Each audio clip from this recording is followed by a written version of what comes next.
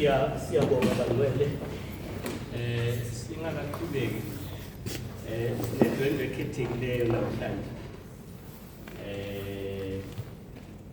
sinomnikela make thuba nje 2 minutes ubulise nje manje 2 minutes ubulise and then bese ke siyakwazi ukuthi siqhubeke sobulise. Amen. Ngiyabulisa kumfundisi, ngibulisa kotata, ngibulisa komama nakulutsha. Lo umele ndawo ngumama uNzawuse. Ndisuke eCape Town ne 2 months ndikhona apha eMamelodi West. Kodwa original wase Eastern Cape. Andikwazi ukuthetha ezinye language. Asoxola abantu ba abandiva. Okay, siyabonga kakhulu ukuthi unyathele. Uthi mama kaqala ukufika uke wafika ngenye Sunday manje naphakathi neviki kube kuhle ukuthi uNkulunkulu amvulele ithuba ukuthi abe khona laphakathi. Amen. Siyabonga. Sikhuluma ngaphansi kwesihloko esithi every member matters, the biblical significance of local church membership. Among others, on Monday, sithinzile sikhumbulana ukuthi osikhuluma ukuthi lilunga general member kushoni, and then kwavela nokuthi membership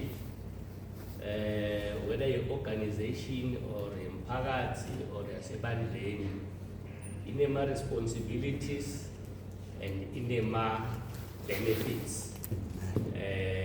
Then sasho sathi esikhathini esiningi kuba lilunga ukhona ama requirements la kudingeka ukuthi abe khona.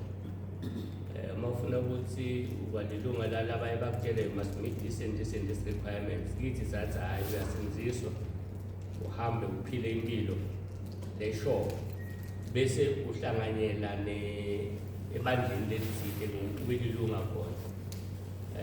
Because noma ungasinziswa ke uthola ukuthi awunalo likhaya akutholakali kahle ulivalosi ungabi nenzawo. And then yesterday sakhuluma ukuthi njengasekhaya family nathi singumtimba let's live lengosi, we are members of God's household. Simalunga emndeni waNkulunkulu. And then one of other things that we touched on, sathi njengasemndenini yesterday besikhuluma something sithi kunalesisho lesithi blood is thicker than water. Esisho ukuthi uma usonzelene nomndeni umbonelela ngcono kunemuntu wangaphandle. Ngoba lokho buhlobo lokho kuqine kakhulu. Sathinza nokuthi kunalesisho sesiZulu sithi akusilima kundlebende wabo, labanye bathi kwabo labanye bathi kwaso, meaning manje ngizengabekisa ngale ngoma ya brand bathi noma kanjani ngoba bathi unenhloko enkulu nokumlomo uthanda unjalo. So sathi nathi la ebandleni ezimalungu omndeni silinzeleke ukuthi sithandzane njalo. Sisinathi wena ungangena uthini konje lokho sikhulume ngake itolo. Ngiyangizwa ukuthi amakhaya like ekhaya kunomuntu maybe ungasi-right, so noma njalo simthanda kanjalo, noma ngubonisa wakhe simthanda noma ngubonisa wakhe, so same applies esikhuzweni bakunomuntu ongasi-right fanele simamukele njengoba njalo because singumzimba kaKristu. Siyabonga. Fanele ungangena uthi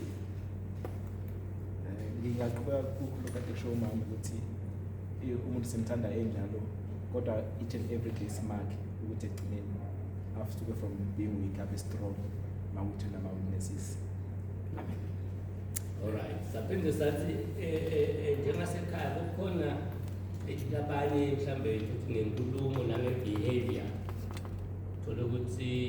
waphosa inkinga ngaze ngabekisa ngathi nanoma kungasi example le right bathi hayi lo right uma adzakiwe alele ngoba ngavuka kusuka irawurawu. Then that same situation, that toxic or uncomfortable behavior nasenkonzweni yavela. Chapstick ngasikhumbuza ukuthi singiphi nje mhlawumbe mase sikhuluma ngama-behaviors lamanye thola ukuthi siwabuka ngaphandle mara nala enkonzweni ayavela. Lawo lesiwakusinzile nje some of them yesterday. Kufana nokufika nje usifike noma utshela umuntu ngendlela angayo, mhlambe uthi hey mara ngendlela ogcoke ngayo manje tothi mhlambe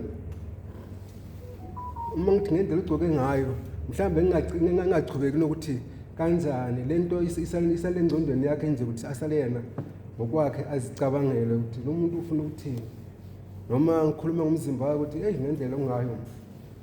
Kodwa sikhona le nkonzo ukuthi lezi zinto almost zifanele kumele sizicwaye noma njengabantwana bakaNkulunkulu. Okay. Sisiphethiwe ngathi.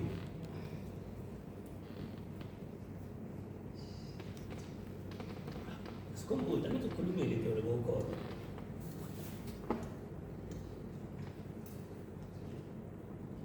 Mamthena ngasikhumbuza one of the things esikhulumile mama lesithi kufanele sigweme ma-behavior la khona enkonzweni. Mhlambe sesikhathi akhona ngaphandle but nala enkonzweni ayavela ukuthi akasi into leyamukelekako emndenini, wena emndeni wangaphandle wenyama noma kumndeni wasendlini yokukhona.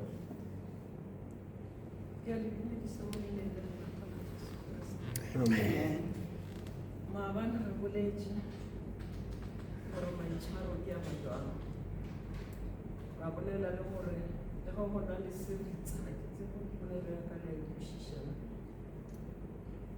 le ga go na le seritsa tshwanetse re se rate ka mokgwaneng ka gona gore a tla be le go itshepa. Ba tseba ge motho a sa ratiwe ga a itshepe yena ka boyena. Ra bolela gape le gore a re seke ra dira gore bana ba rena ba ye fase ka baka la gore ke a mo kgotla ke re wa bona ole ke yena. Siyabonga. Babukhisi. Namana lapha ngisinenkonzo bakudemkhona. Mawusuka babukhisi ngidala imali noholelo singayifundisi ngavero sesiyaqhubeka. Lokuye kwahlala ngiyabingelela abazalwane. Amen. Phela masihlezi kanje kungathi solo kusihlezi zona. So ngoba sicishe sihlezi lapha esihlezi khona. Kukhulunywe ngento engithintile mina ile ekhuluma ngokuthi kufanele siqaphele kuzivakashi. Omunye uze wamenshina ukuthi omunye umuntu eze agqoke ngendlela engathi inappropriate enkonzweni, bese kuzothi singakhumbuli ukuthi uyisivakashi bese simholda too much accountable for indlela thina esifundise ukuthi kugqokwa ngayo, bese sizokhomenta nangaphandle ukuthi la ekhaya kugqokwa ngayo, sigcine siposha abantu. Kukhulunywa ngezinto ezinjalo ukuthi kuyadinga ukuthi everyone anikeze i-chance, especially our visitors. Unike i-chance in due time, they will know all this. Siyabonga. Mama Kholeko. Maitshwaro ka motheo ka mo tshebeletsong ba bangwe a dira gore batho ba nyamalele ba tlhatlhele ba tlhatlhele. Ishaya esikhonkosini mama yabona ukuthi maitshwaro Gore ja o kry-e gore ka mogare ga tshebeletso, especially batho ba banna o kry-e a nyako tshwara ngwana gore a ira dilo tse smart, o feleletsa a tshaba a sa tsela lo muthi hawu yebo sikhulume ngako. Ukuthi lo muthi hawu sikhulume ngako Iphendeka khona la. Okay. Mfundisi. Ya, siyabulisa abazalwane, amen. Amen. Okunye esikhulume ngako ukuqaphela izinto ezikhuba abantu bagcina bangasahlanganyeli indlela esikhuluma ngayo nasebantwini ukuthi sifundisene izolo ukuthi umuntu nomuntu akaqaphele amagama awakhulumayo before igama ulikhuluma uqale ulicabange ukuthi izofika kanjani emntwini. Then safundisana futhi ngokusikhathi ukuthi siqaphele nama-comments esiwenzayo, yabona, more especially ku-opposite sex, yabo. Kwaze kwenziwe example njengokuthi mhlambe ngithi mina kumama Khuleko le jazz lakho lihle man, lifana nawe, yabo. Okay. Or ngiyathanda man njengawe, yabona. Usesikhathi ukuthi we make such comments ezenza abanye bafile uncomfortable. So ke now kwaba khona ke out of those comments ukuthi what do you do now when maybe someone makes a comment ekwenza ube uncomfortable, ukuthi do you immediately confront that person? Kwafunda ku Matthew 18, would you immediately confront that person or do you observe ukuthi mdala ithi ngimyeke mhlambe emvaya kwama-ele, then kwaba khona i-debate kokhana bathi no, because of the age uyamhlonipha izomceba ngapha. Kwavela i-debate ukuthi uthi uzoceba ngapha kanti ukhona ku-leadership mhlambe, yabo, or isihlobo sami or umngani wami. So kwaba khona lokuthi at times malivela ithuba, if you feel ukuthi the comment yabona-ke was derogatory kuwe, you can confront that person. Saveza nokuthi asikabophisana nokubophisana, yabona-ke, nokuthi in future mhlawumbe kuzofuneka kuthintwe into ebalulekile, into zama-sexual harassment, ukuthi we find ourselves la enkonzweni kube khona ama-statements abona-ke that fall under the category of sexual harassment. Kwathiwa sisazofundisana ngalokho.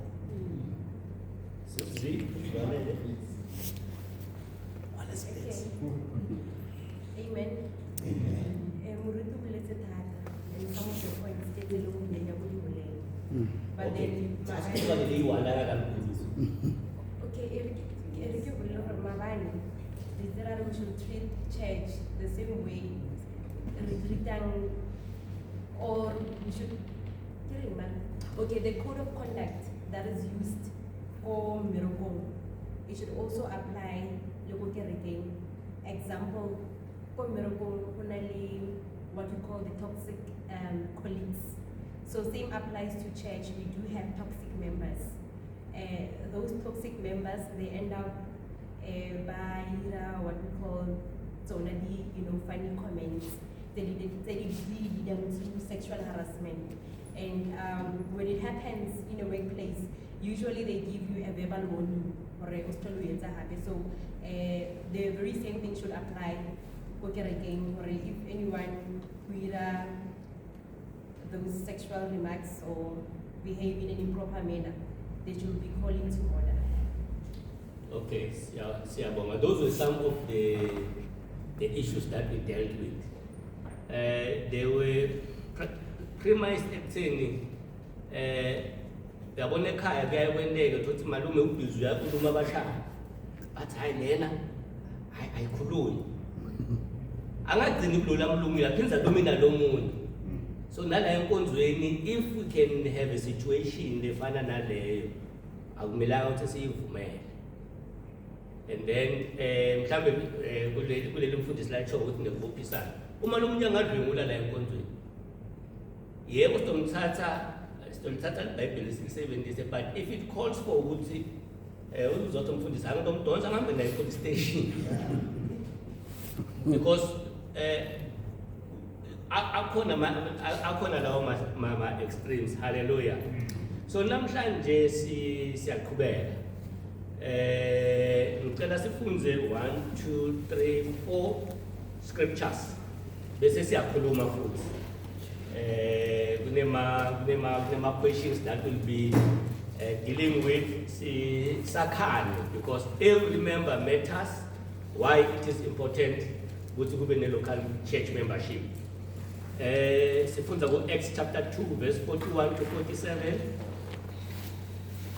Sifunda ku-Hebrews 10 verse 24 to 25.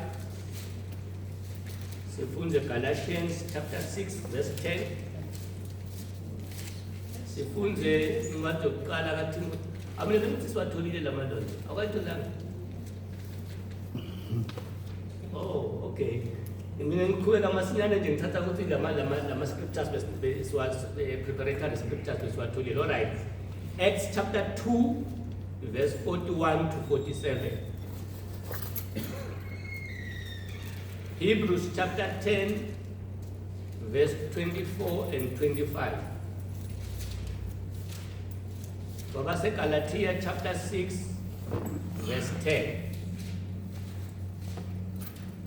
Nencwadi yokuqala kaThimothi chapter 5 verse 8.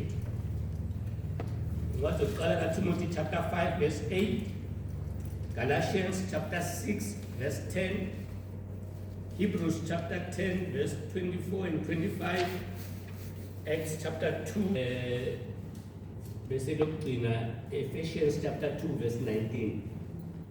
Lama verse la beka distributiwe lalamanye akhona but lapha nalapha sifaka lamanye.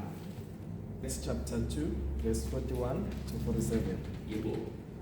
Those who believed what Peter said were baptized and added to the church that day, about 3,000 in all. All the believers devoted themselves to the apostles' teaching, and to fellowship, and to sharing in meals, including the Lord's Supper, and to prayer.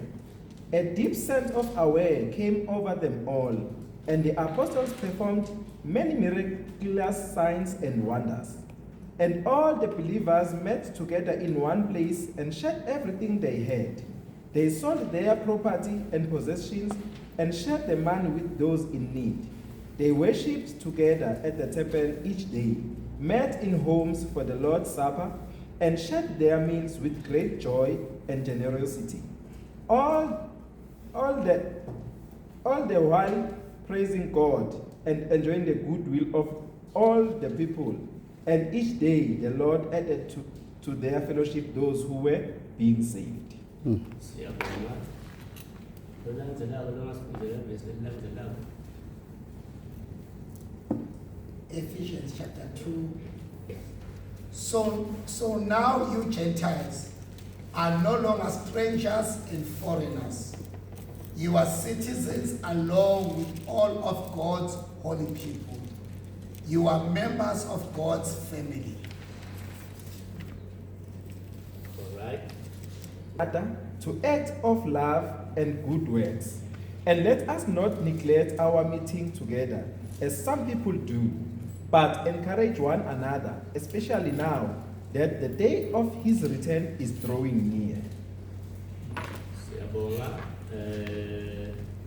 Galatians 6 verse 10. Galatians 6 verse 10. Therefore, whenever we have the opportunity, we should do good to everyone, especially those in the family of faith. Therefore, whenever we have the opportunity, we should do good to everyone, especially those in the family of faith. All right. Then lokugcina ulonto sifundele 1 Timothy chapter 5 verse 8.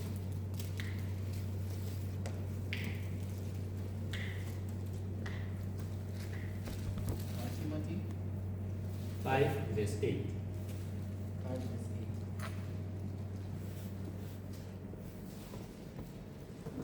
But if anyone does not provide his own, and especially for those of his household, he has denied the faith and is worse than an unbeliever.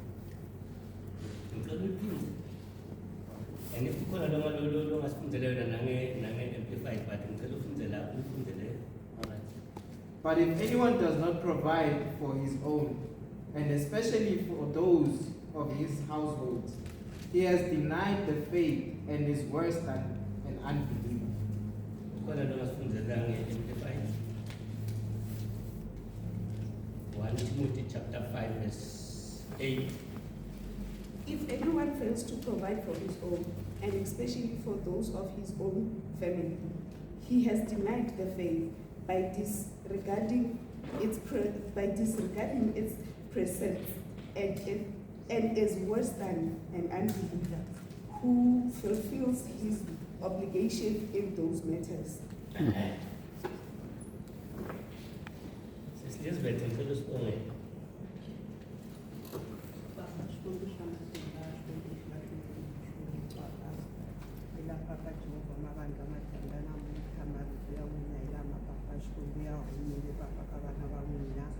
akhongelela sonini nanini kumbe papa xikwembu xa tintswalo a ya nghena tindleveni ta hina hi ri vana va n'wina ya tshama papa ku va ezila hi wona vusiku na nanhlikani marito lama papa hikuva hi marito ya n'wina hosi yesu a ya humi papa ya tlhelela ka n'wina ya nga wu tirhangi ntirho jehovha mavandla khongela papa sonini nanini ku ri xikwembu ti vonakariseni na n'wana wa n'wina papa xikwembu loyi ni n'wi vulavurisaka hi hina hi ri vana va n'wina madyamba namuntlha na hina ha n'wi khongelela hi papa ti vonakariseni ka hina n'wi nyikeni matimba n'wi khamiseleni sonini na nini hikuva n'wina mi xikwembu papa in Jesus mighty name I khensa amen. Siyabonga bathandekayo. Ngicela uma sikhuluma or uma sikhuluma sizame ukukhuluma lethu so that sivane kahle nalabo abangala 11 nalabo labangala beve nalabo labangekho la kithi mara labanazi technology nabo bakwadi kuwo. Now ngicela kudona kuvula nje an open-ended question. Taking into account our theme for this Bible study, which is every member matters, the biblical significance of local church membership. Yini lesifundzako kulama verse lesiwafundzile nawo. Noma uthatha kulela yini lesifundzako kulama lona in line with the theme lesikhuluma ngayo. Irole lesisebenzisako la ukuthi noma ungakaphakamisa isandla mina njenge-facilitator ngivulekile ukuthi ukhona. Lenye irule ithi noma uyaphakamisa kodwa leso kayifuna ukuthi vele usukume uma lokhuluma. So ila uyaphakamisa siyakhomba o mina ngathi mfowethu Hlulani wena ufunza nto uyasitshela njengoba sengikucela mfowethu Hlulani. Njengoba uvile ngizamadoda kulama verse njengoba sikhuluma for sure bolalela ukwathi uphethe neBhayibheli. Yeah. Not only did you hear, you were also reading. Yini nje levelako caba. Amen. Siyabonisa bamagama kaNkosi. Amen. Amen. Especially Hlulani sincere. Engifundayo lana ukuthi we should do good, especially to the believers. Usho kuthini lo? Senze kahle. Yebo, sekwenda kahle yini phela fanele sivisise kahle. Ukuthi usho kuthini ukuthi do good. Do good. Ukwenza kahle tata ukuthi siphathane kahle. Okay. Mangibona omunye eswele ngina something ngikwazi ukumshelela lento nginayo. By doing that wenza kahle wena. Okay. Yes. Siyabonga. Uthini omunye?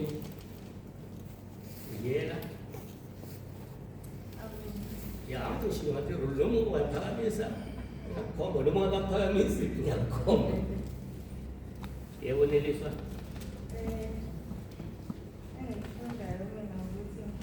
Kalau phakamisa volume. Ithi bahlala babelana ngesinto bese kuHebrews 18 not Hebrews Timothy ithi onga provide ngoba kubo iyafana nongakhona okusho ukuthi masisonke siyibandla somzimba kaNkulunkulu kumele ukuthi sabelane we have to share njengoba bakuhlukane ukuthi ngele sabelane whether sishelana ukudla ngiyangisho ngokudla noma sishelelana ngezi kodwa kumele sabelane. All right. Senjani uthini omunye? Umuntu besangena ma. Lana ku Timothy chapter 5, 1 Timothy chapter 5. Ekhuluma ngokuthi lana ku Timothy ekhuluma ngokuthi if everyone fails to provide relative or ifamily yakhe ofana nomuntu ongakholwa. My understanding ukuthi akusizi ukuthi umuntu agijimele ukuthi enze la inkonzweni ibe ekhaya emuva bayakhala akaprovide ngalutho. So ingale ndlela ngiunderstand ngakho ukuthi ungagijimeli ukuthi uchaze thina la inkonzweni ibe family members ohlala nabo bayakhala abanalutho.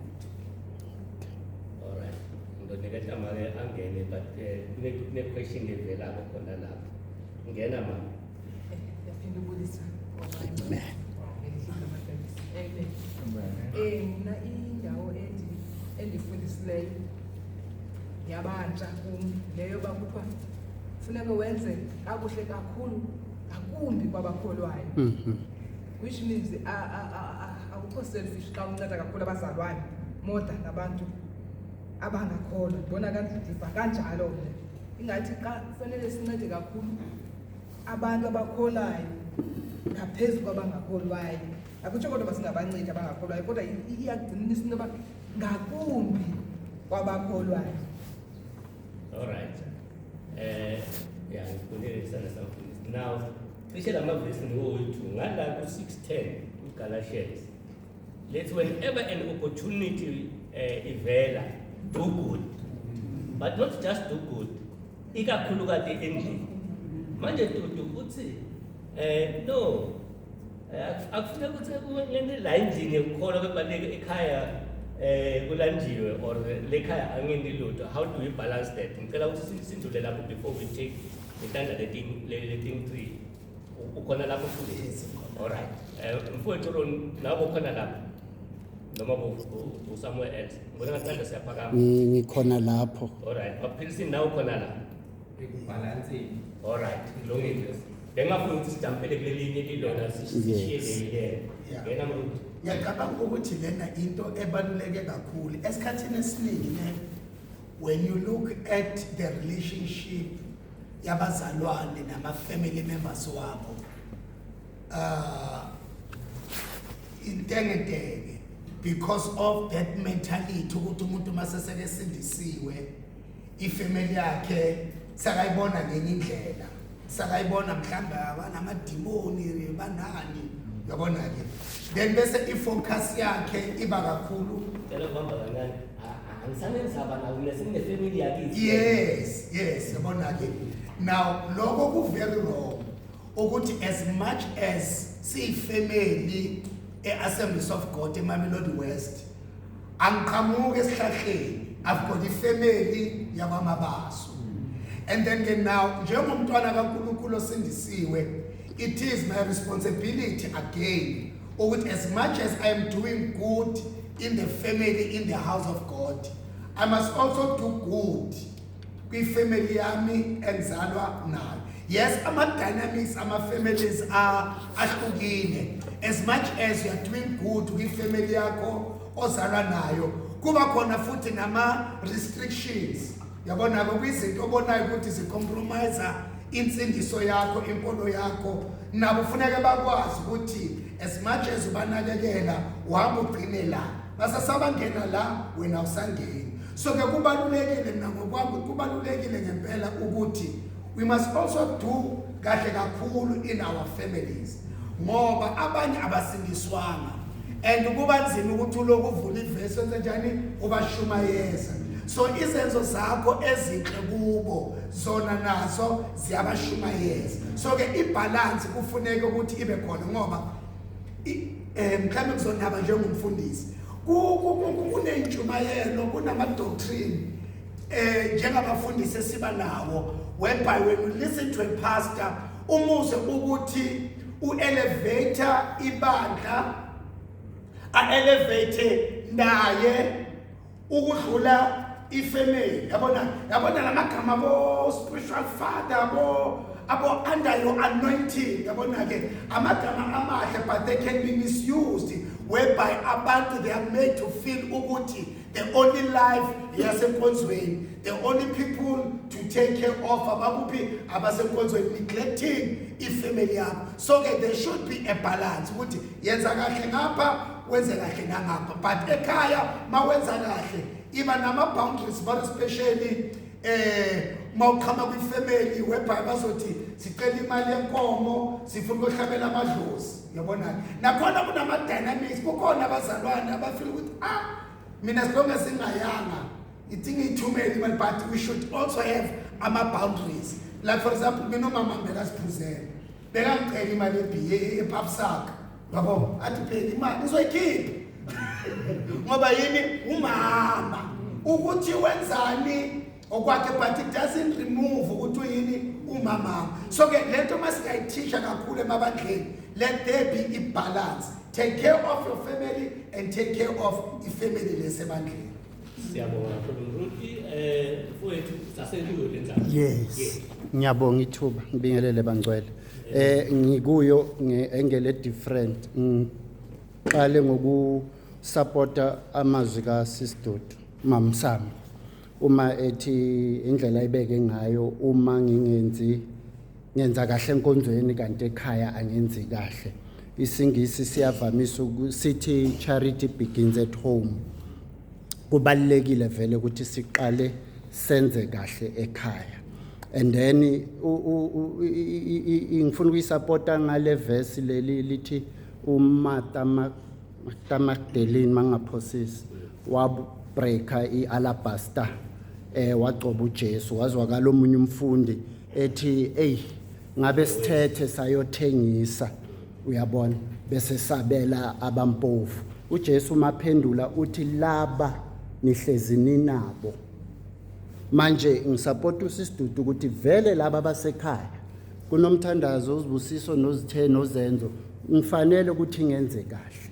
Ingaki iBhayibheli linganqeni futhi ukuthi lithi masenze kahle kakhulu kulaba abasenkonzweni. Monday sikhulume ukuthi sivela kuma backgrounds are different. Abanye abanabazali kodwa sibabona bayavutha la. Abanye banezimo ezibhlungu kakhulu emakhaya kodwa bayavutha la.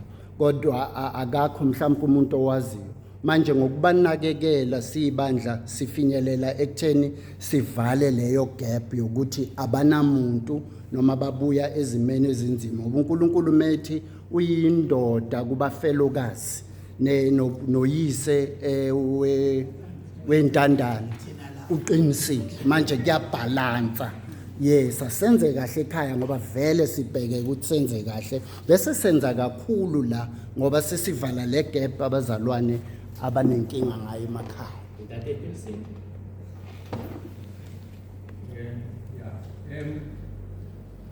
Uma ithi kakhulu enkonzweni ayisho ukuthi isho ukuthi ngaphandle noma umahluko phakathi kwenkonzo nelikhaya nelingaphandle. There are three areas here. Ifamily yakho nabantu bangaphandle nenkonzo.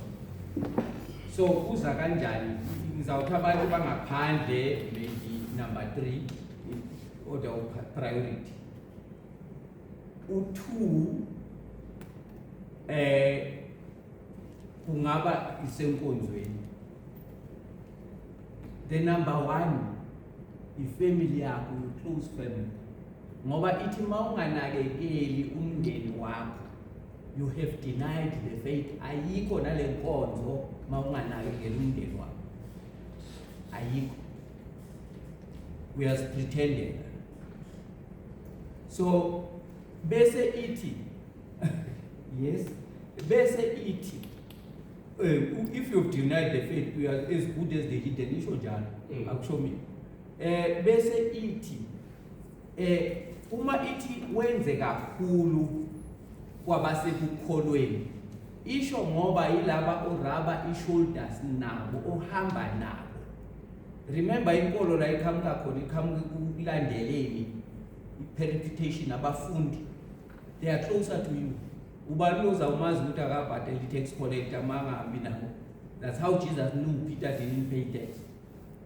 So bese ithi iyaqhubeka i-relation yazo ithi bese siyaqhubeka siyagqugquzelana kulo Hebrews 10 24-25. yes uthi asigqugquzelanini ukuthi singayenza njani le, meaning ukuthi kufanele si-identify ama-gaps bese siyafundisana ukufikelela kule requirement. I-teaching ikhuluma nge-teaching ngalokugqugquzelana yiko athi uPetro wabagqugquzela ngemibhalo athi one of the verses that we read was it yesterday, ithi abagqugquzela ngemibhalo ukuthi bangenze njani. That's why ithi sigqugquzelane ukuthi yinto lento yokuthi qala ekhaya wenze, but laba la wenza kakhulu ngoba you rubbing shoulders with them, they are here. Akusukuthi wenza kakhulu because of priority, it's because they are close. Okay. Siyabonga. Any other thing that we pick up Mruti before ngicela sinike mamtsweni, any other thing that we pick up mawuthi mhlawumbe safuna ukungena kuyo mama, it's okay, but or kunalamanye ama-verses because angithi sithi yini lesi pick up ile bearing in mind i-thing yethu esikhuluma ngayo mamtsweni. Yeah, we have to get it. You're not going to be like a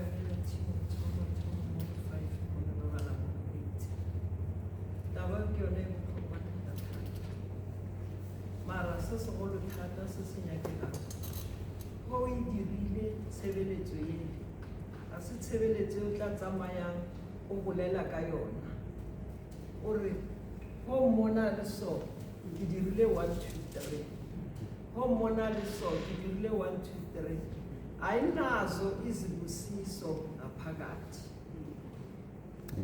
Ngiyekele yasekhaya ngithi ngikhuluma ngala yalayo kuzo. Thawudira sesebutse ayibe re ke tlhagalo iskaba taba e bonalang gore wena o te pontshe gore nna ke dirile 1 2 3 ke tšentši tše re ka di bolelang. O kry-a bana ba batho ba sena mešomo, ngwana wa batho mo seno mo tšea o mo lokela mošomong, setse e ba topic ya gore wena ge le mmona a le so ke nna ke mo dirileng so. Ke tše ntšhi tše re di kwang mara re ka se di bolele. Motho a ba bolele gore ke ba tshwere ka mo, ba kwa ka nna ke ba tshwere ka mo, ke ba iletse 1 2 3 ge le ba bona ba le so bana ba bona ke ba tsere ka ba lokela mošomong. Ha e nyakege ke taba ya ka mo, ba re go na le taba ya phitlhagalo e fitlhegang e tsebang ko wena mnoši. Angithi niyasho nithi emnikelweni yindaba yami engikhulume noNkulunkulu ukuthi fanele ngenze 1 2 3 noba ngiza lapho ngifaka i-10 rand ke taba ekutlwane nna le Modimo gore ke tla dia so yaanong ga re dirile ka mokgwa mara se ke ra tsamaya re le a mpona nna ebile le ke tsamaya ke tsamaye so le a mpona nna ke nna ke dirileng sekete ga e nyakele bana bešo a re direng tse kudu ka mo tshebeletsong e a bolela le mole go Malakia o re ntikeng le bone mara ga re nyake go leka. Nna ga o na le mathata ko gae kwa le ka bo doctor le kwa ga bontate Mtshweni kwa ke tsamaya le yena a ke re nna ke na app ke a itšhaba ke re mama Khanyi transferela 1 2 3 mama Khanyi bona kwa ke tswang gona a ke re nna ke sa le wa kwa a ke sa le wa Limpopo gape nna kwa ka bo Mpumalanga gona kwa Mpumalanga kwa ke re mama Khanyi yenza 1 2 3 niyazi nifundiselani noba ngasekho lento imile la kuye azi ukuthi samba senza 1 2 3 samba senza 1 2 3 nengubo ngiyathi bethi ngubo ngiye khona le ngifike ugogo ngimbone ngifike ngithi nguye uyazi naye satheka izingubo la eMarabastad siyale habo rangwane waka mgaja rangwane yaka ke Siritsa ene le ngwanyana wa gaga ke Siritsa mo maotong ga tsamaya maoto la ira so ngathi mama khanye azihlike zingene ngapha zahlika zangena maqedwe ungena sabonana safaka umkhuleko saphuma sabuya lo tšeo ka moka tšeo hele ka di lebella dir ene wena o ka se di bone gore dir gore why ke tshwantse gore ke bafe why tshwantse gore ke bafe ka gore ba sa utlwane le mmaka a di ka ke wena tseo sa rena ke go dira tše di botse pele ga modimo no ba be ba ngazwani no ba be ba ngayenzini abo anti ba ke ba hlupha ba enzani thina basihluphile kakhulu nna ke dutse bogadi ba mehluphile kakhulu mara ga o na le mathata ke nna wa mathomo wa tseba tshwanetse re ke kitimele koo gona bane ga o sana motho ne re setse re le ba bararo ngiyazibala nami ngwaloyo mndeni loyo ke rangwane ke rakgadi ke nna re setse re le ba bararo ga ke dutse le bona ke a ba botsa ke re le a mmona rangwane ya lena ke mmereko wa lena le a mmona rakgadi ya lena ke mmereko wa lena tshwanetse re phuthane re tshwarane re thibane magole amen Mruti ya bekade ngifuna uku-add ukuthi ngikhuleka ukuthi uma unakekela abasekhaya uba nama-boundaries kwizinto ozibonayo ukuthi I believe ukuthi nala endlini yokukholwa we also need to have ama-boundaries ngoba at times that's the reality asikhulanga ngokufana sonke spiritual and asicabangi ngokufana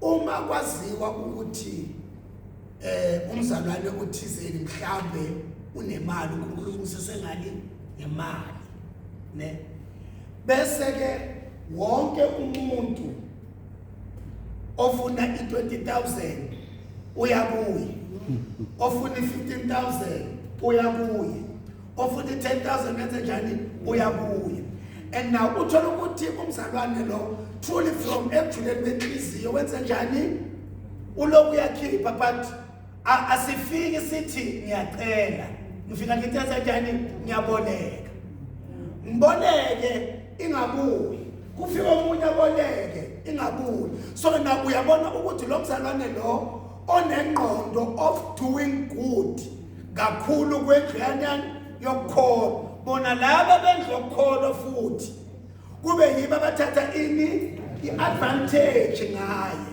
and then now uma seka-realize ukuthi alakudlalwa ngakho le ndlu yokukholwa mase sebeqala bekhala angasasabeli so yashintsha futhi narrative yano sekanenhliziyo engekho right sekakhulunywa kabi kanti abantu ababoni ukuthi yini emphishele lapho so ke nathi bendlu yokukholwa as much as izwi lithi asenzelane kakhulu noko nawe cabanga ube nama-boundaries ukuthi ayi man yabo angathi marena ngizwa ngithi bazalwane ya then the okunye futhi kulayo kwenza kahle kwindlu yokukholwa ne here's the scenario anginamoto ngiyasokola umfowethu uMagoda unemoto eziwu2 kufike umfundisi wemvuselelo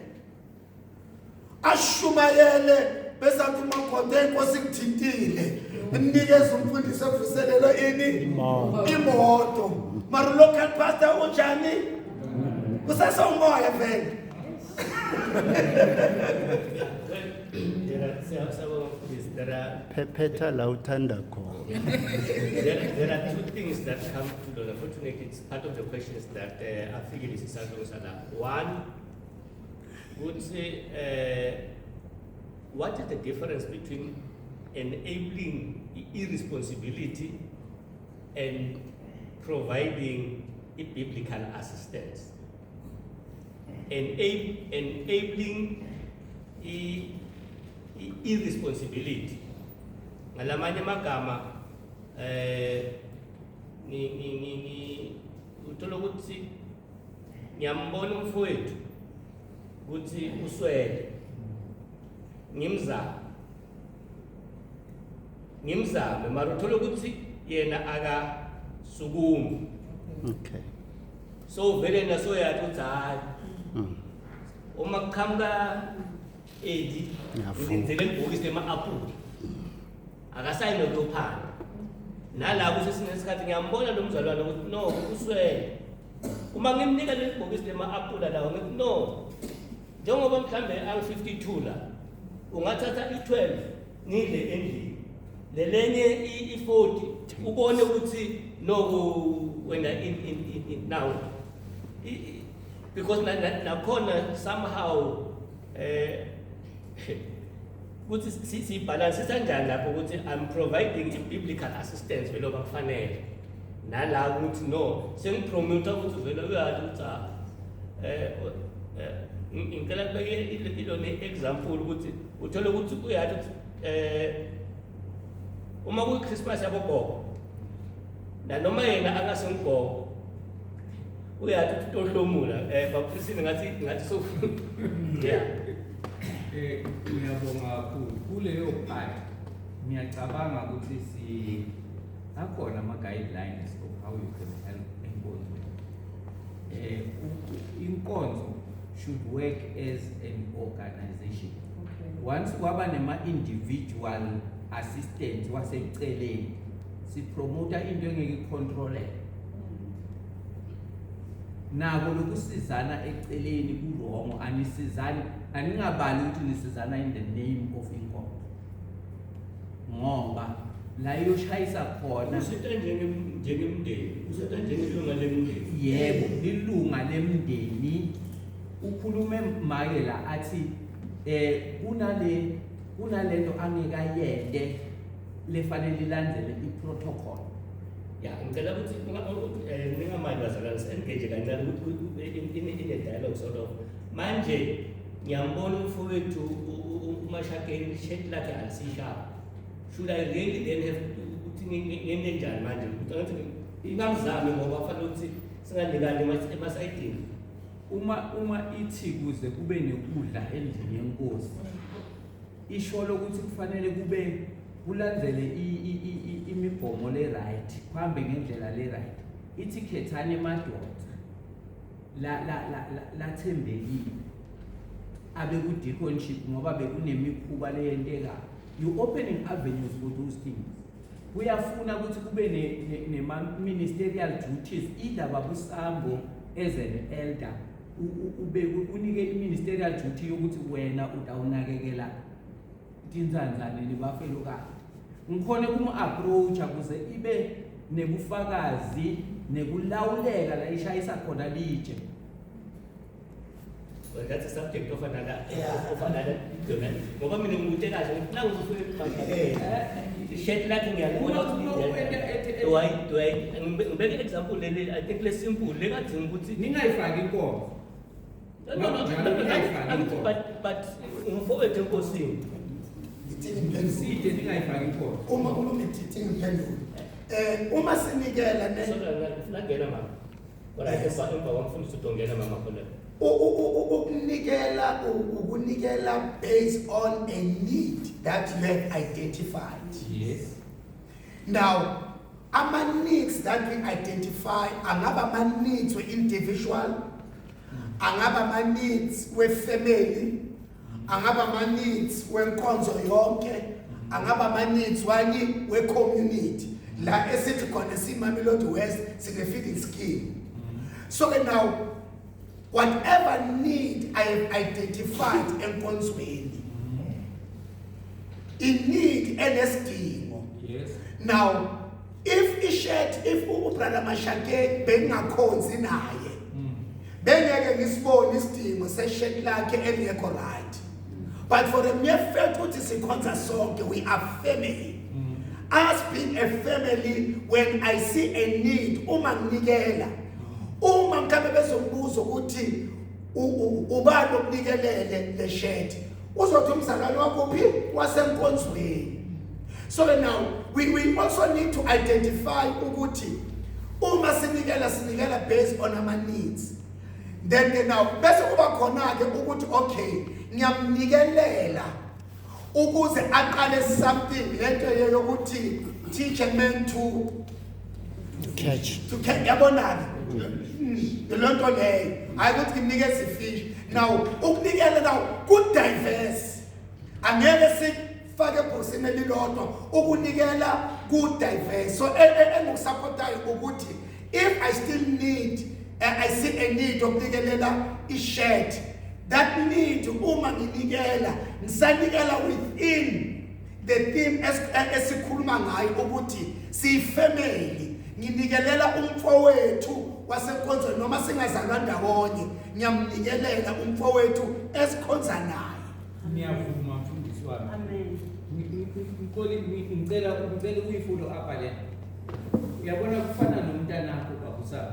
Noma ungahlangana naye lapha isicathulo sibhobokile, akufanelanga ngimnike isicathulo without you knowing about it. Angiyazi noma niyangizwa la ngiyafuna. But that's another context. Iyafana. Ngicela ukuphendula ukuthi ngisho ngani. Yeah. Because umbekisi, because kaSambo uyothola kunemithetho lokuthi akungeni into lesingayakhe ngoba asithathe ukuthi ifika kuphi. Yes. But and upon it's a different thing. Kodwa uma sesikhuluma la, because there's a corporate giving as libandla and there's individual giving njengebalona. But ngicela ukuthi sidona sinikete make maholeko then ungene mfowethu bese uyangena manje. Kisali khona mo topic eyakonyela. Yebo ma. Lizwi language le. Sesirangile tso la right. La left ala tshwanna go tseba. If ke go nyela awustudu fanele ngenze ekufihleke akere ke go monyela ngiyangezwi omunye akafanele ngubona ihlaba nna le yena phela. Amen. Ngena mfowethu. Ngiyabonga abathandekayo. Lokho baba uPhilsini akushoyo ngiyakuzwisisa ukuthi kuvelaphi and futhi angimphikisi. Kodwa kimi kuvela indaba yokubaleka kokukhula kwebandla nokukhula komzalwane as an individual. Yes. Lokuthi ngiphe usisineliswa ngenza abomthi ngibekise ngosisi. Kungazi umuntu kungaba nobungozi because sengibona into a vulnerable kuye bese emsithekelweni njengoba izwi lisho ngiyamnikisa mina kungagcine kudale into ethize angayiqaphelanga kodwa mina ngoba sengibanjwe umoya thizeni gcine ngifinyelele kuye indaba ile principle yokuthi okungapha makungaziwa ngapha manje ngiyamuzwa ubaba uPhilsini kanti futhi bathandekayo ngifuna ukwenza example ngifuna ukudlula la imithetho eminingi ebandleni ayidingeki ingaki ibandla kumele likhule nomuntu as an individual akhule. Ngifuna ukwenza example angizivezi bathandekayo njoba sengizwakala ngathi mhlambe ngimelana nobaPhilsini angimelani naye kodwa ngifuna ukuveza lokho as a young person uNkulunkulu wathi mengibusisa ngomsebenzi ngise-Witbank estradini sami kukhona abasizakala cause bengibona njalo ngo-black and white ngenkonzweni baze bangilandela particularly amantombazana sathi sihlabelela ekhwayeni abantu abasha literally angingathekisi ngabona intombazane iobhozo laba bangaphandle sigqoke kahle naye agqokile iblack and white emuhle kodwa abobhozo bonke bengaphandle ikhaya bebuya kulo ngiyalazi nesimo salo engeke ngisichaze. What I did Mama Khulego, I went to one of the elder sisters baPhilsini ngamtshela ukuthi umbonile wathi Butron umbonile ngathi it's okay nansi imali ngicela ukuthi uhambe umthathe uye naye store akhethe isicathulo azosithanda engicela kuwe makangazi ukuthi sive imali ivela kuButron wena omenzelayo guess what baphilisile ngabona indlela intombazane esengibuka ngayo enkonzweni ngathi ngiyahlanganisa umtshelile the next thing vele weza kimi wazobonga I was deeply hurt ukuthi umzalwane number 1 ngiye kuye ngoba ngimbone usiso khulile uyayazi neprinciple ngenze ukukhula kuze umntwana angalimali uma ngibona ethi uyanginakekela manje yiko ngiqale ngokuthi ukukhula kwebandla noma ukukhula komzalwane as an individual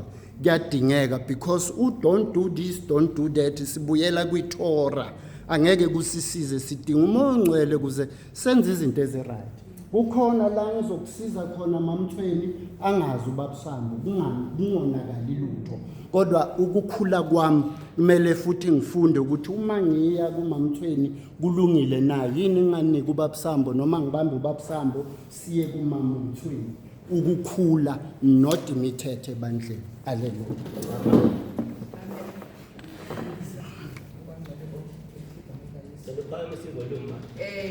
bendizothetha ngalendlela umama athethe ngayo but ndiyamkhupha ukuba noba izwi lisitsho uyakwazi nawe usebenzise ukuba kubulumko ngoba mhlawumbe singenza ngezwi yani ukuba isizwe yenze emfihlakalweni ibe umuntu ongubhuti esenzela umuntu ongisisi iphinde ibe rongo ke ngalo ndlela mina bendibambele iba kuthiwa umenze usista sithi esandla masingayazi into eyenziwa yizi masimnikelele phi emfihlakalweni but ke ngiyayiva nalithethwa ngubhuti ipoint ubana ibalulekile.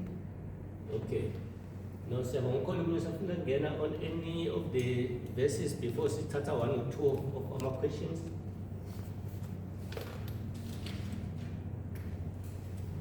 All right. Now, la verse athenze izinto letiningi mhlambe noma singalandza from Monday but even lawa are today. Even noma check out the first one lapha ku Acts na noma mhlambe emphasis esinye isikhathi vamisa kuba lapha ekutheni yabahlephula singwa bathandaza and so forth but ekhona ukuthi babelana ngokweswela meaning as sikhonza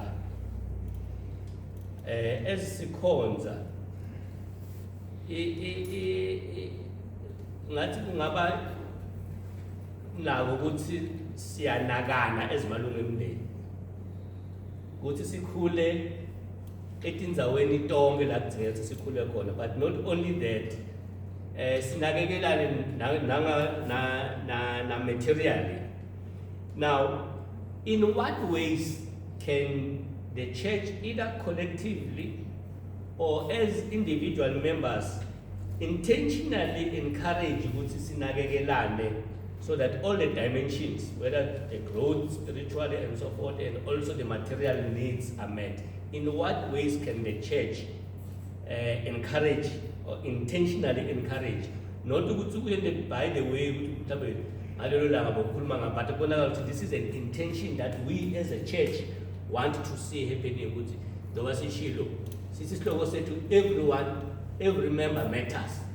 Therefore, in what ways can we move towards really trying to ensure that intentionally logo be in there?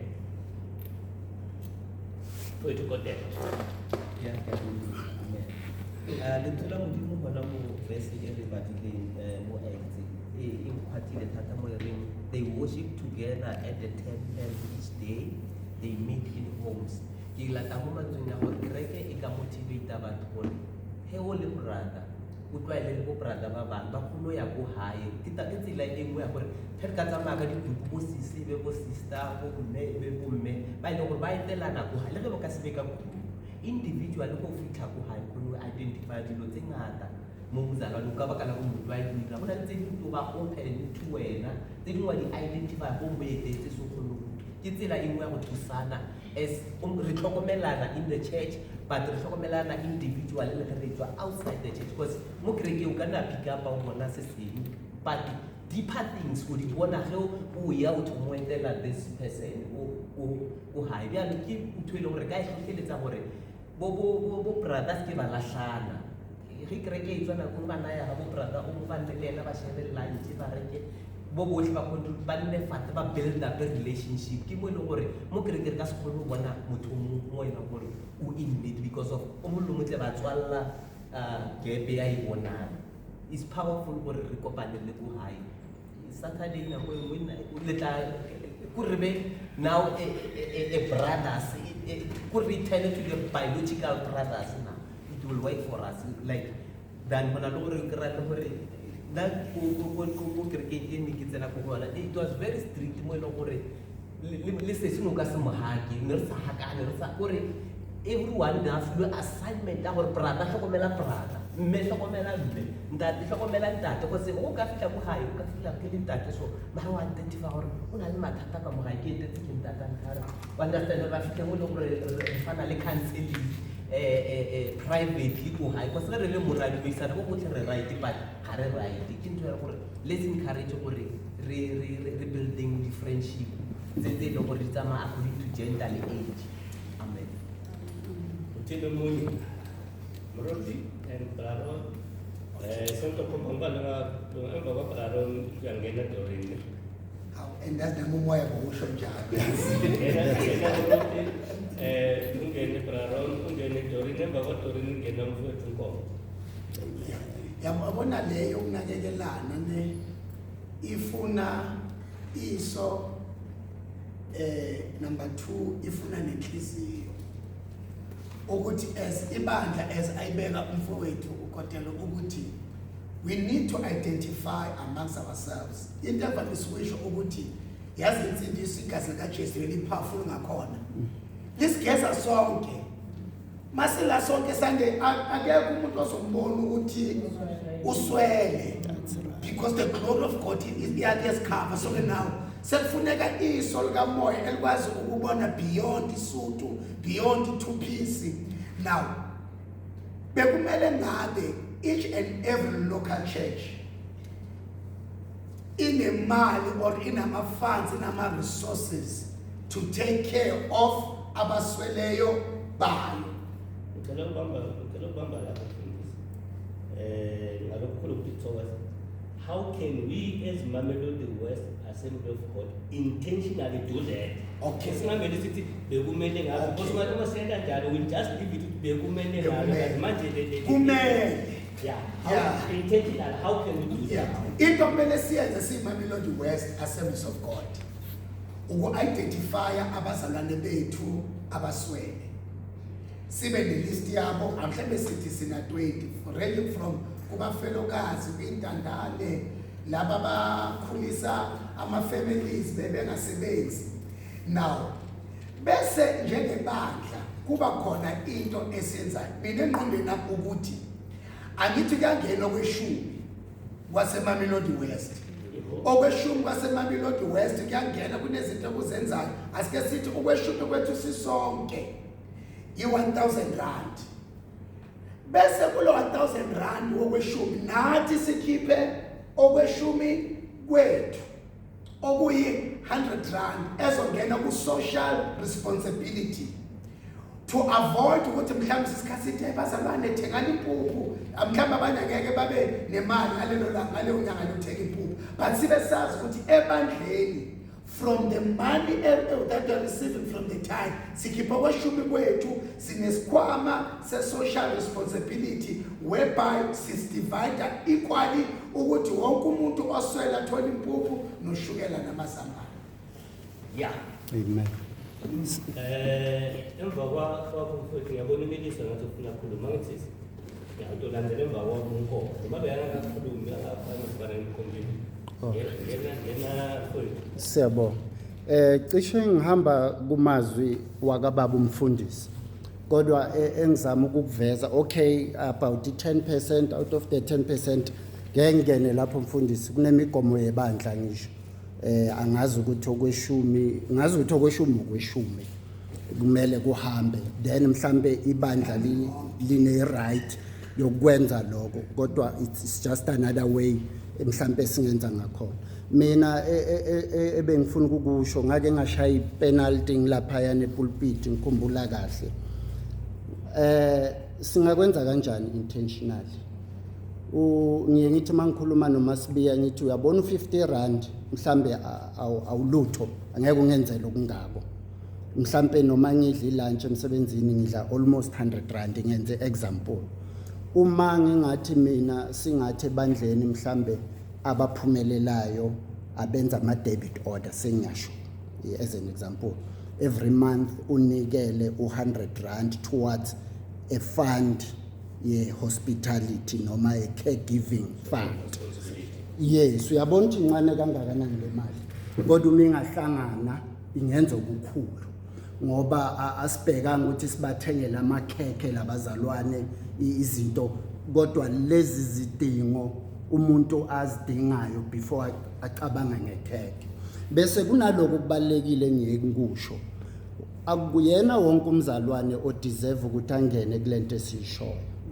abanye abazalwane iqiniso bahlwempu bathandekayo abanalutho kodwa abadingi ukuthi every month sithele abanye kumele simbuze ukuthi mfethu Mashakeni uma singakunika u5000 rand ungenzani noma sitshele ukuthi yini okwazi ukukwenza ngiyacabanga ubabusambo mhlawumbe ukushilo lokho mangikhumbula kahle abanye badinga ukuthi sibanike ijump start bahambe bayosebenza bese bagcine bakwazi ukukhokha okweshumi banikele nabo bese bebona ukuthi hawu ubabuthwala nayo uyaswela baphe ngoba umuntu ngaloku ufunza sogcina sesihamba kanje siyibandla ngoba wonke umuntu into yamahalo uyayifuna nami ngiyayifuna manje idinga ukuhlakanipha okukhulu kakhulu kwi leadership ukuthi noma singayenza ngaleyo ndlela kodwa kube na a strict measure yokuhlukanisa labazalwane futhi njoba ngishizo abangatholi bonke njalo bakhona abanjalo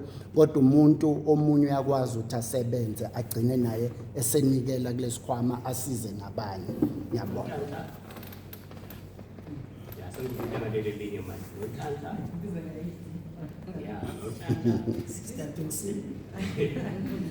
Ngiyaniyelela ngegama lenkosi mina lokho esikhuluma ngakho namhlanje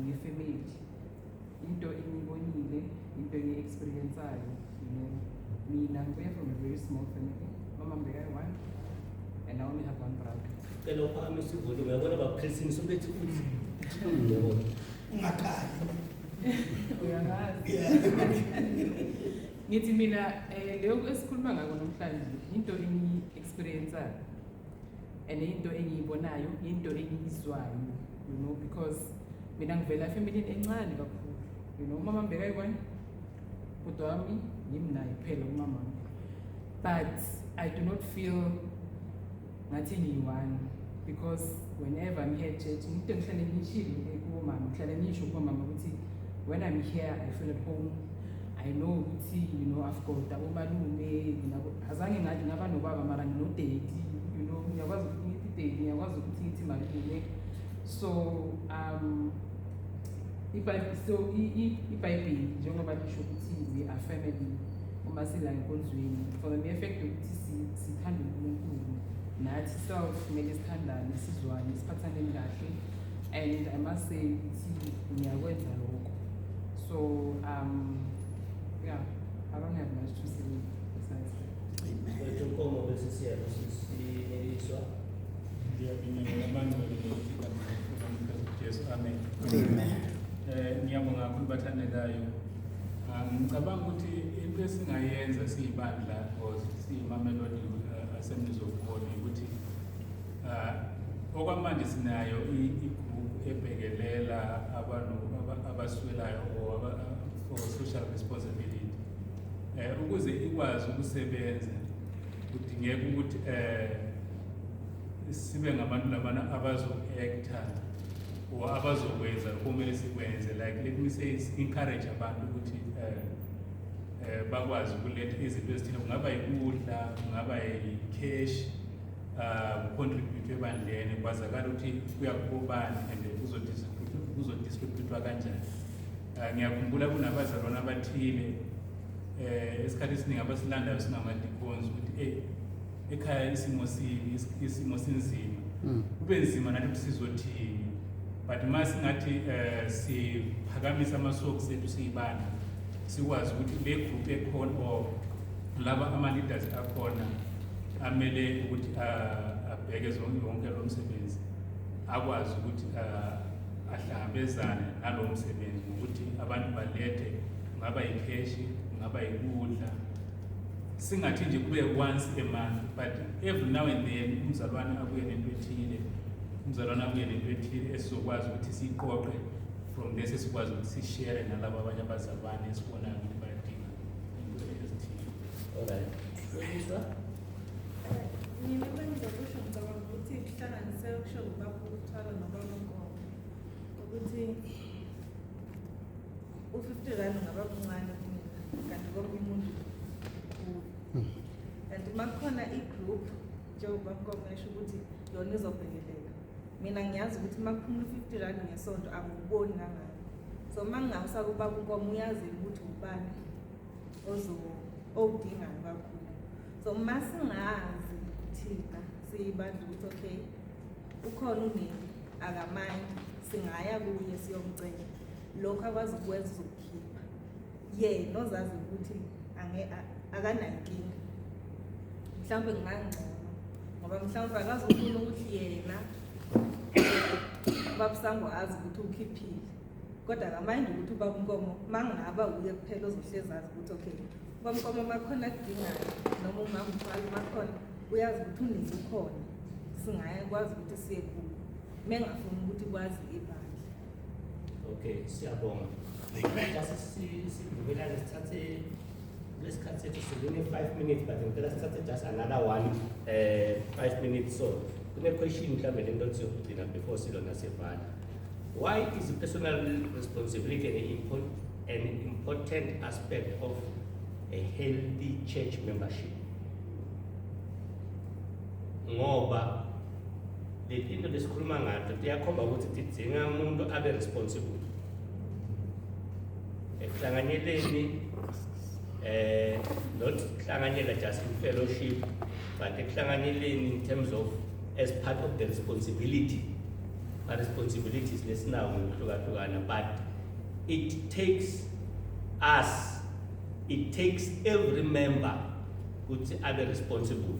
So why is it an important aspect? If we are going to have a healthy and functional local assembly, which has healthy members, why a personal responsibility singathi ibalulekile ukuthi nalo athi ngifaka inzamo ejobweni?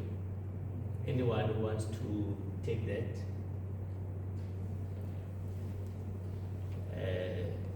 Angakuyavakala umuntu. If lokho esikhuluma ngako kutokwenteka kudingeka ukuthi lowo nalowo kubaluleke ngani ukuthi lowo nalowo asukume, lowo nalowo a-act, lowo nalowo adlale indima yakhe, kubaluleke ngani? If umuntu lokho esikhuluma ngako njengoba manje sigcina noma sisibeka social responsibility, but it's for all ma-members mfowethu. Ngafuphi nje kunenkulumo ethi umsebenzi usaba izandla. Okay. Uma singasukuma sonke sibambisane senze into yinye, lo msebenzi esibhekana nawo noma ungamkhulu kangakanani, kodwa ngoba wonke umuntu ungenile uvela ubelula. Lo 50 rand wami bengicabanga ukuthi it's nothing, ngiyamangala uma sebehlangene bonke ukuthi benza umsebenzi omkhulu kangaka, kwenza umsebenzi obelula.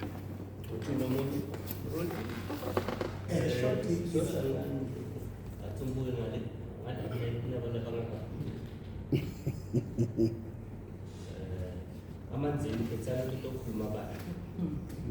Yeah, and lo qhebo omunye uzokhuluma shorty ibuyela ekutheni kuloko esikufundile masiqala ukuthi sisemzimbeni different members with different responsibilities.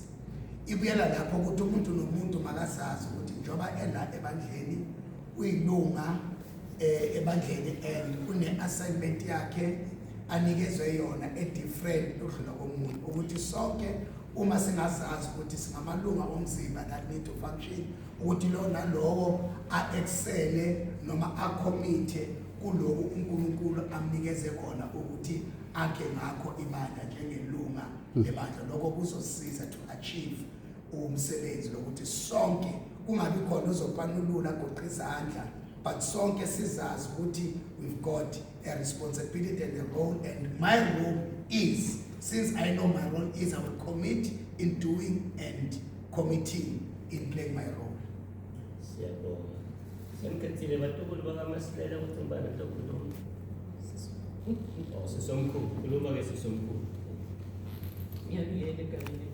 Amen.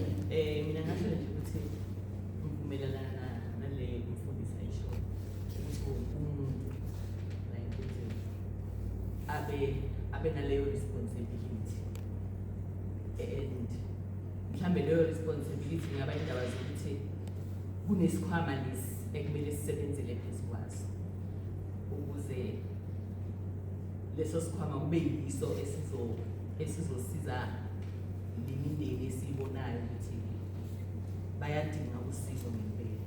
So into engayisho nje ukuthi masibe nalesikhwama whether sikhona ukusicala sibe naso lesikhwama and then sinanje silahlela kuzo ukuze kube ibandla libe nemali le ezokwaziwa ukuthi ile enceda le mindeni noma ngasimndeni labo mhlawumbe umuntu individual mhlawumbe uhlala yedwa mhlawumbe is from another province uze ngomsebenzi and akawutholi umsebenzi and siyambona ukuthi uyeze ukwenzeni ibethanda inkosi mara kunala sibona khona igap ngempilo yakhe and then kube naleso sikhwama nje esingabasiza abantu. Siyabonga ngofuna ukusinisela contribution ngebaluleke kakhulu. Phela thatha lithuba ngibonge ukuthi siphumelele sibe la nami ngibongele ukuthi nginiketwe train ukuthi ngidrive but because vala standards ngicela ukamfundisi kube nguye lo songa everything emva kwaloko umfowethu uNkomo uzosithathela umnikelo bese sicela umama Kholeka kuba nguye losivalela inkonzo. Amen. Siyabonga kakhulu bazalwane ukuqala sibonga uNkulunkulu ukuthi asiphelele ithuba ukuthi sizokwazi ukufunda siphinde sibonge noBaba Sambo for taking up this task and assignment ukuthi asilide kule Bible study.